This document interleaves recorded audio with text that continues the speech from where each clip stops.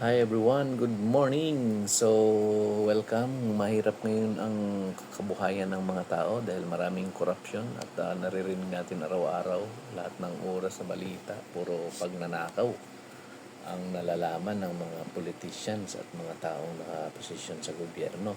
So, ang nagiging direct impact nito sa mga tao ay ang pamumuhay at ang ekonomiya. So, maraming taong maghihikahos na makahanap ng pera pero halos wala na dahil inubos na ng mga magnanakaw. Mga benepisyo ng mga manggagawa, wala na. Wala na tayong maasahan in the near future. So, kailangan nating maghikahos, magsumikap, gumawa ng paraan para hindi tayo umasa sa gobyerno. Nilang gobyerno natin ngayon, iba na. Hindi, wala na silang pakialam sa mga ordinaryong tao, no? Yung kagaya natin. So, kailangan nating gumawa ng paraan, magsikapan na aralin kung saan tayo magkakaroon ng opportunity na kumita at magkaroon ng ikabubuhay ng marangal, no? At sa pamamagitan ng mga teknolohiya ngayon, pwede nating i-maximize ang mga nangyayaring innovation ngayon sa mundo ng internet. So marami naman tayong nakikitang mga tao ngayon na kumikita sa sarili nila, sariling sikap, kahit lang nga sa Facebook, sa social media, sa mga content creators, marami tayong nakikita na hindi naman nila kailangang magkaroon ng tinatawag na employment pa, no? So wala na silang tinatawag na mga boss, hindi mo na kailangan ng mga maraming documentation requirements para makapagtrabaho. So sila ay nakakita ng pagkakataon na pwedeng ma-monetize ang kanilang oras, ang kanilang mga ginagawa sa pamamagitan ng pag-upload or download ng mga contents, no? At ito ay kinukonsume ng mga tao. Buong mundo ang iyong consumer kapag nandito ka sa mundo ng social media. So ngayon, meron naman tayong ibang pamamaraan pa na kagaya ng iba ginagawa nila ay nagkakaroon sila ng opportunity sa innovation ng technology sa internet sa pamamagitan ng blockchain, yung mga cryptocurrency, yung Bitcoin. Kung naririnig ninyo, yung Bitcoin ay hindi na siya bumalik sa dating presyo. Actually, noong 2009, wala siya halos value. Maliit lang. Sintabo lang ang halaga niya noon na hindi naman pinapansin ng mga tao. Pero ngayon ay umabot na siya ng milyon. Nasa 5 million ngayon ang isang Bitcoin. So, bakit? Anong nangyari? Bakit tayo wala at yung iba meron? Yan ang dapat nating alamin kung paano yon, kung pwede pa ba tayong magkakaroon ng mga pagkakataon na kagaya nila makakip ng Bitcoin kahit isa man lang. So, or kung wala na, ano bang meron, no, na kaparehas din ng Bitcoin? So, marami tayong pwedeng gawin or pag-aralan para makinabang tayo sa mga bagay na kagaya nito, itong cryptocurrency na nagkakaroon ng value at ingay ngayon sa mundo, no? Dahil nagkakaroon ng malaking transformation ang ating financial infrastructure ng mundo. So dito sa CoinMarketCap, tingnan natin kung magkano na yung Bitcoin ngayon. So short history lang para magkaroon ng idea. Ang Bitcoin ay na-create siya noong 2008. Nagngangalang Satoshi Nakamoto. So, yung idea niya ay nagmaterialize sa pamamagitan ng internet. So, nakuha niya yung idea doon sa email. Ang email, pag sinend mo, ito ay marireceive ng tao sa iba't ibang panig ng mundo. At mababasa niya, marireceive niya sa pamamagitan ng technology ng internet. So, ngayon, nagkaroon siya ng idea na pwede kayang ang pera maipadala rin sa pamamagitan ng internet, no? Sa internet money. So, doon nabuo ang kanyang konsepto na gawin ang Bitcoin or BTC. So, ang Bitcoin, wala man siyang value noon eh. Hindi na, pag ang isang bagay ay hindi tinangkilik ng tao, hindi naunawaan, hindi ginagamit, walang usability, walang tawag nito, utility, hindi yan magkakaroon ng value. So, paano nagkaroon ng value ang Bitcoin? Bakit umabot siya ng 89,296? Ayan o. 89,200 or $89,282 ang isang Bitcoin ngayon. Ayan. So, alamin natin yan. At ang cryptocurrency coin market cap ngayon ay bakit siya umabot ng ganito kalaking capitalization? $3.03 trillion. So, saan galing yung pera na yan? Ang pera na yan ay galing sa dollar. O US dollar na kinonvert na papunta dito sa cryptocurrency. O, ang Bitcoin pa lang alone is meron na siyang capitalization na 1.78 trillion. So, isang currency lang yan, Bitcoin. So, the rest ng 2 trillion mahigit dyan ay pumunta sa mga iba't ibang crypto na yan. Gaya ng Ethereum, USDT, XRP, BNB, lahat yan ay may capitalization na in-inject from dollar. Kung ikaw ay may dollar, ibili mo ng crypto, lipat na siya dito. So, ganun lang siya. Ngayon, ano ba ang ibang opportunity dito na meron? So, ako, involved na ako dito sa cryptocurrency way back mga 2018, 2019, ganon. So, nagkaroon ako ng idea at kaalaman tungkol dito. So, ngayon, merong mga platforms, may mga taong gumawa ng mga program, ng scam yung iba, di ba? So, maraming gumawa ng mga platforms na scam. Ang ginawa lang nila is para mangalap ng pera ng mga tao na hindi nakaintindi, lalong-lalo na yung mga walang alam at saka yung mga panahon na tinamaan pa ng mga uncertain regulatory implementation. So, kaya nagkakaroon ng mga scam.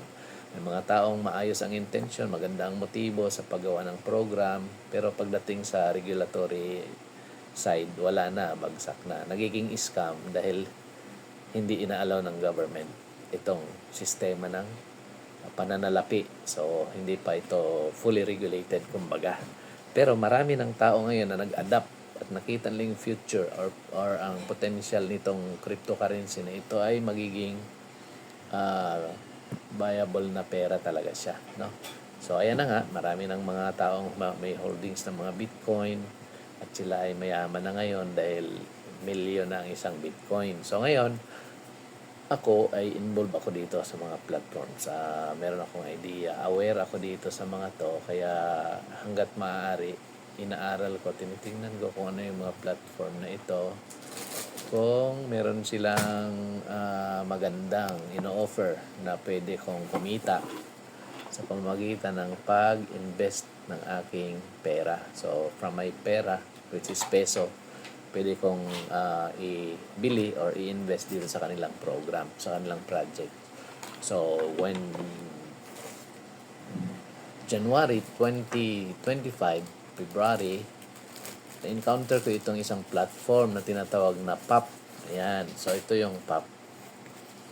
It all started with this idea. No? Ito. Ayan.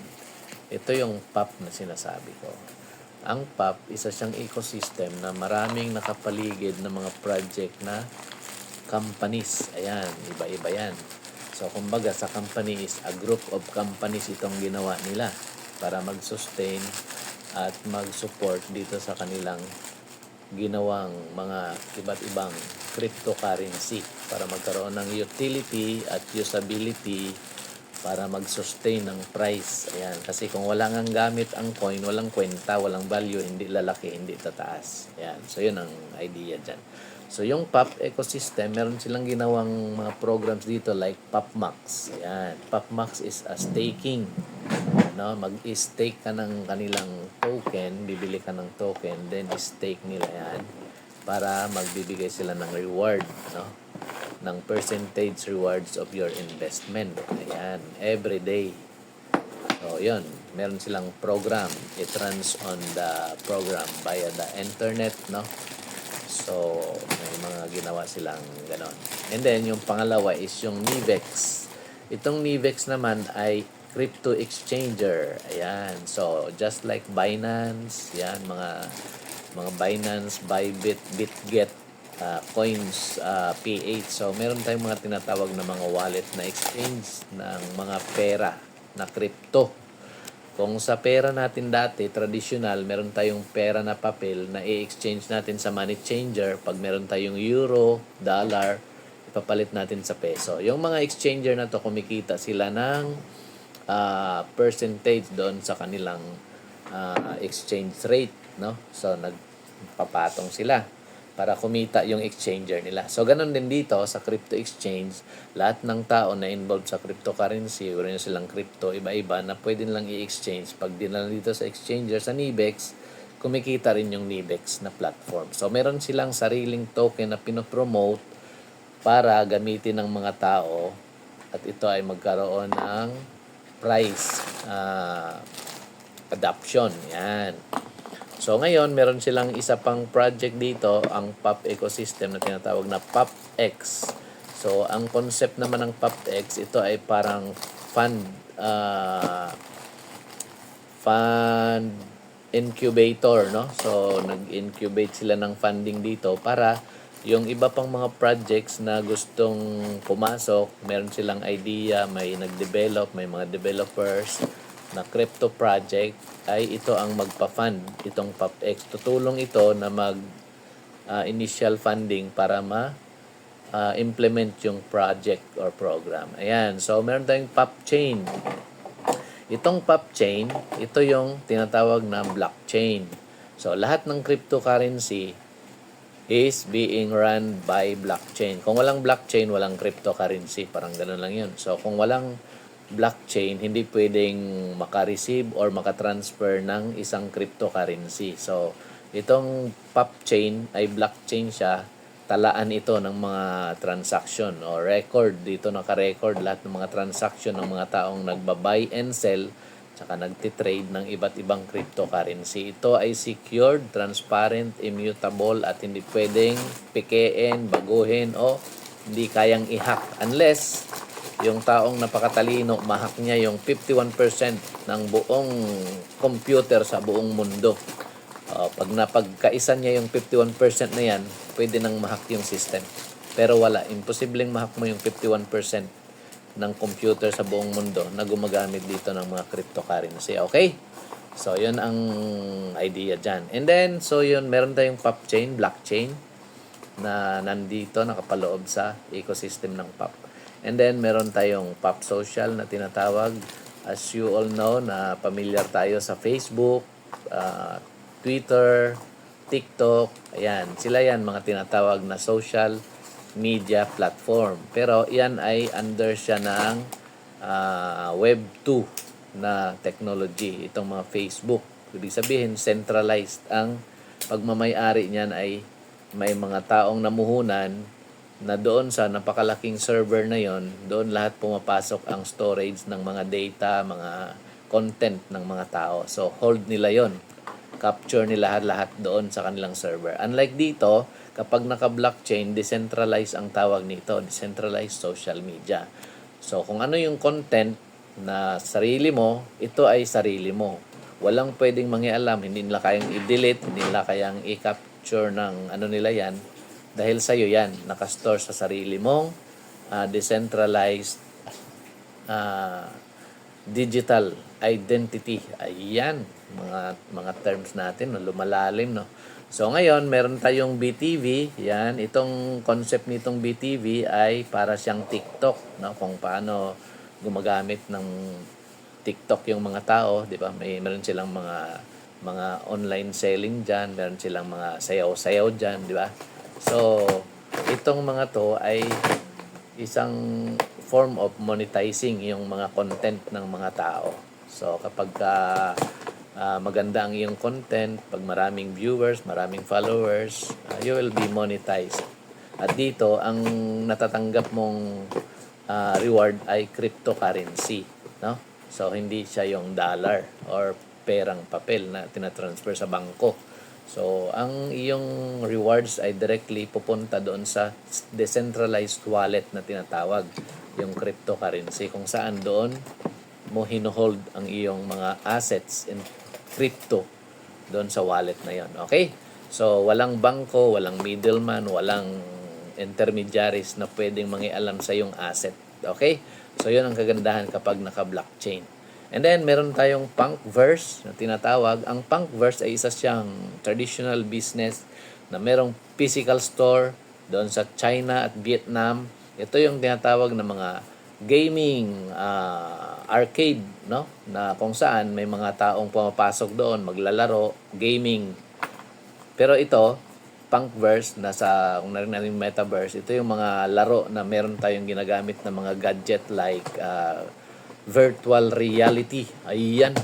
So, kung yung laro lang noon ay doon sa mga PS1, PS2, PS3, tapos ngayon sa mga cellphone, ito, virtual reality ang ginagamit. So, high-tech na. Pag sinuot mo yung goggles ba yun? Na mukhang salamin. Makikita mo yung interaction, akala mo totoo. No? Parang live na live ang iyong ang iyong kaharap, no? Yan ang tinatawag na Punkverse. So, meron ditong physical store outlets doon na pwedeng pumasok yung mga tao, ginagamit nila yung token pangbayad, at then nire-rewards din sila ng token nitong company, itong POP. Ayan. So, ito ay isa sa utility na nagpapalakas ng value ng token, itong Punkverse. So, ito ay may listing na rin sa Nasdaq. Dahil isa siyang company na malaki. So, pwedeng mag-invest dyan sa Nasdaq. So, may listing na yan. Pero itong mga project na to, since nasa foundation stages pa lang, lahat yan ay unti-unting nangyayari. Ayan. So, itong PPT, isa siyang token na nandyan na rin listed sa CoinMarketCap. So, lahat yan may kanya-kanyang ilalabas na token. Depende sa usability at sa utility. Kung yan ay mabilis at ina-adapt ng mga tao, it will gain yung momentum na ang kanyang price ay mag-rise, no? Tataas, lalaki. Kung ano yung nangyari sa mga coin ng Binance, Ethereum, Bitcoin, the same thing, the same concept, yun ang mangyayari dito sa POP natin. Okay? So guys, nakuha nyo yung buong picture nitong bilog na to na pinakita ko. Napakalaki ng potential nito. So isa-isa natin, ano na ba yung mga nag-work? Ano na ba yung nagra-run na mga programs dito sa pinaliwanag ko na mga napalibot na tong mga project na to? So una, balik tayo dito sa Nibex. Ayan, ang Nibex, yan nga, isa siyang exchange na platform ng crypto. Meron na rin siyang Web3 wallet na nakalagay dito. Ayan. So, exchange siya. As you can see dito sa exchange, meron akong nakikita ditong total asset, no? Na $1,135. Ang representation niyan is US dollar yan. Okay? So, ngayon, pwede ko yung i-withdraw kung ang exchanger ay available dito sa platform. So, ngayon, meron akong pinasok kasi nung February na isa sa pinakaunang nilabas na platform nitong company, yung PopMax Staking. Ayan. Yung PopMax Staking naman ay tumakbo ito ng ng mga 8 months, no? Staking. So nag-stake yung mga tao dito, bumili ng ng kanilang staking package. Ayan. Tapos dito sa wallet, itong decentralized wallet, pwede mo ditong buksan ang iyong account. Ayan. So dito I started with a minimal amount of $300, no? So bumili ako ng ng package sa staking nila, and then umabot ito ng $3,112.3449 ang earnings na kinita. Ayan. So ang ginawa ko, from $300, nag-re-stake ako every time na may income, and then hindi ko pa masyadong kailangan, hindi ko na winidraw, nirestay ko. Yung iba, winidraw ko, naibili ko ng mga pangangailangan ko, kung ano yung pwede, like kagaya ng battery ng sasakyan, dito ko na kinuha sa earnings ko dito sa PopMax. So ngayon, tinigil ito dahil nagkaroon sila ng upgrade na tinatawag. Ang company nagkaroon ng migration from PopMax into Nibex. Ayan. So what they did is, nirefund nila yung mga perang naiwan doon sa PopMax, and then nirefund nila para mai-transfer dito sa exchanger ng Nibex. So kaya nandyan, meron akong available dyan. And then binili ko yung iba ng hash rate. Ayan, ano naman yung hash rate? Ayan, exciting na. Yung hash rate, ito yung tinatawag na makina. Ayan, makina ito. na nagpapatakbo sa blockchain. Ayan, pag meron kang hash rate, hash power, ayan, isa ka sa parang nag-ooperate, no? Isa kang holder ng makinarya ng blockchain. Ayan. So, pag may hash rate, yan ang nagme-maintain ng security at saka yung mga development ng blockchain. So, pag walang hash rate, wala, hindi mangyayari na ayos yung isang blockchain. So, ito, bakit kami bumili ng hash rate? Because kapag may hash rate ka, you will be earning yung tinatawag na Popcoin rewards. Ito yung Popcoin, itong sariling coin ng blockchain. Ayan. So, lahat ng mga blockchain, meron kasi silang sariling token or coin na pinopromote, no? Para magkaroon ng utility and usability at magkaroon ng price increase, no? Tumaas yung value kapag meron tayong mga adoption na tinatawag. So, ngayon, bumili ako ng 176 hash rate. Magkano naman yung hash rate? Ang isang hash rate ay nagkakahalaga ng $10. So, meron akong 176.94. I-times 10 mo yan. Nasa 1,000, kulang-kulang $2,000 siguro yan. So, alam mo nyo kung magkano lang nakukuha ko ngayon na coin out of that value na binili ko. 0.24. Ayan o. Yesterday's output. So, every day, meron akong 0.24 na nakukuhang coin. Ayan, Popcoin. Maliit na lang, di ba?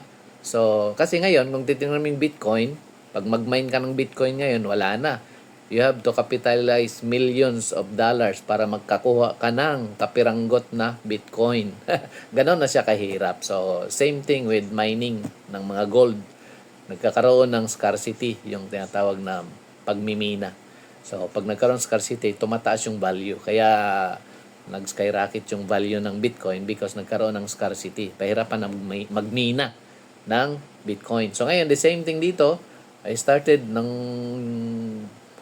nag-join ako dito, bumili ako ng hash rate. Nasa nasa 1 pop ang nakukuha ko eh. Isang pop, isang araw. So ngayon, dahil marami nang bumili, as you can see, meron ng 218,683,812 total hash rate network. Ayan. Ito na lahat yung na-purchase ng mga tao. Itong total hash rate na to. Pag i-times 10 mo yan, umabot siya ng ng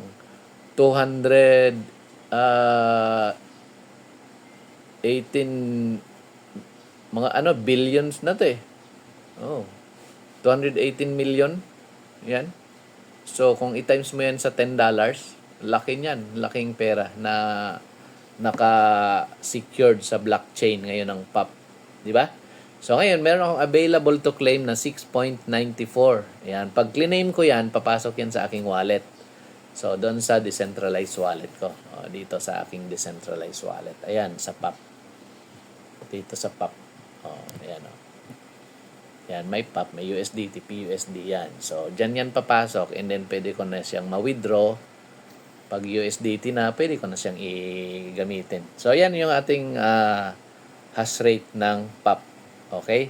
So, ano pa ba ang meron dito sa ating platform? So, meron dito ang tinatawag na ecosystem under ni Nivex. So, nag-create din si Nivex ng sariling token na ipopromote. Ito yung tinatawag naman na Luma. Ayan. So, tingnan natin yung Luma. Ano naman yung Luma? By the way, check muna natin yung POP kung magkano sa CoinMarketCap. Ayan. Kung magkano ngayon yung value ng ating POP, ay search natin. Ayan, nandyan ang POP. Popcoin. Ayan. So, meron siya ngayong price na $0.1553.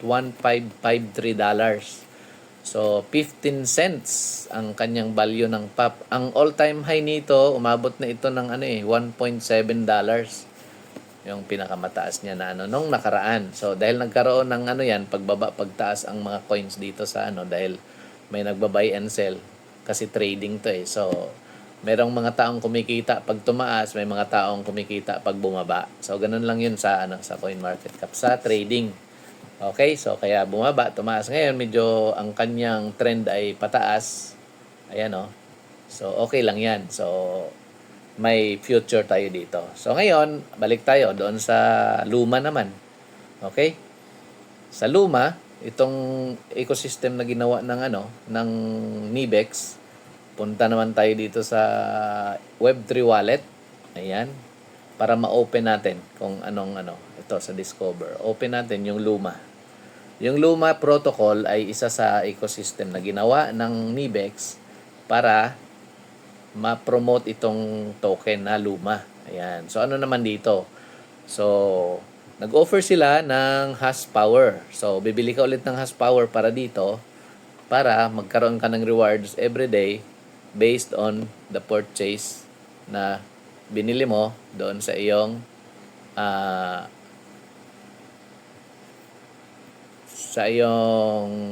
dashboard. Ayan, bumili ako ng $200 worth of hash rate. Ayan, so yan, $200. So, ibig sabihin, ang aking hash power na nakuha ay 209. So, terahash per second. So, every day, magbibigay yan ng reward sa akin. No? So, paano ba natin makita yung reward niya? Dito, hanapin natin. Ang kanyang daily reward ay ayan. So, dito makikita natin kung magkano yung reward na bibigay niya araw-araw. So, from the first day, meron akong 6 Luma token na nakukuha. Ayan o, 9/26/2025. May oras yan lahat. Naka-history recorded. Ayan, so naging 4. Merong 1 Luma, 2 Luma everyday. Ayan, may 3 Luma everyday, may 4, may 0.0 pa bumaba. So, ayan, merong 5, merong 3, 4, 1, 1, 2. Ayan, so lahat yan, transaction record yan ng everyday. Daily rewards. Ayan. So, ang last na nakuha ko ay 2 Luma. So, bago yan, after that, nagkaroon sila ng upgrade, no? Nagkaroon ng upgrade sa system, which is in-enhance pa nila para mas mapaganda yung reward system na mai-distribute sa mga users. Ayan. So, ngayon, yun ang naipon ko. Magkano naman ang Luma? Tingnan natin dito ang Luma sa Aave.ai. Ayan, itong Aave.ai, monitoring ito ng mga ibang cryptocurrency din na nakalisted dito. So, listed tayo dito. Ang Luma ay makikita natin sa Aave.ai.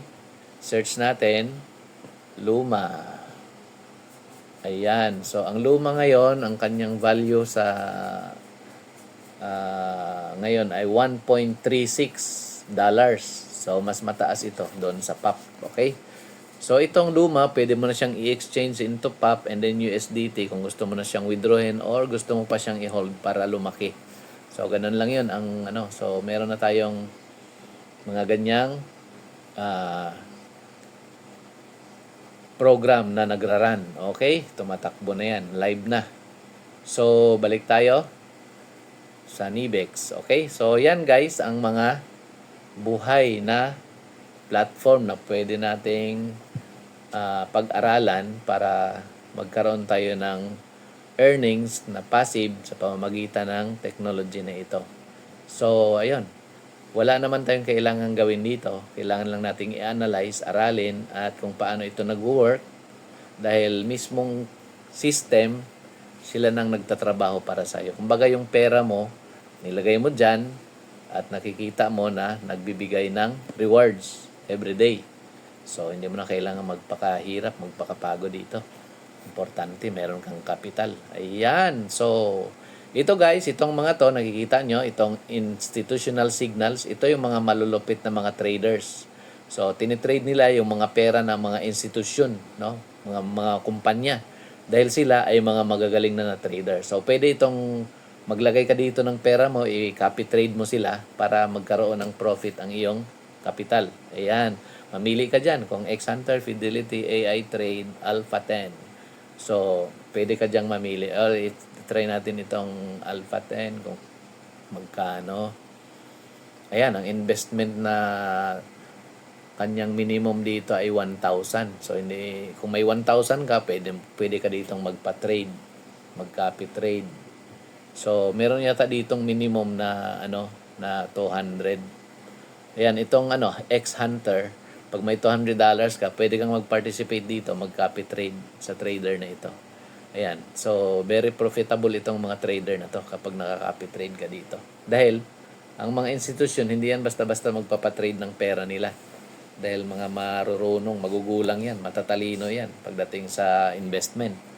Ayan. So, meron tayo ditong features sa ating NIBEX exchange.